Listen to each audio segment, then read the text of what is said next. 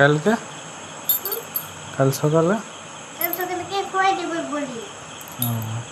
কেন আমি খাওয়াই দেবো? আজকে খাওয়াই দিল? আজকে খাওয়াই দিল?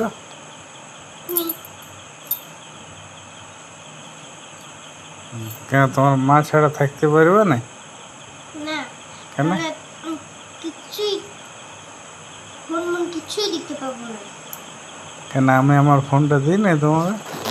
আরে মায়ের ফোন এই যে সুন্দর সুন্দর জিনিস দেখায়। আমার ফোনটা দেখাচ্ছে না নাকি?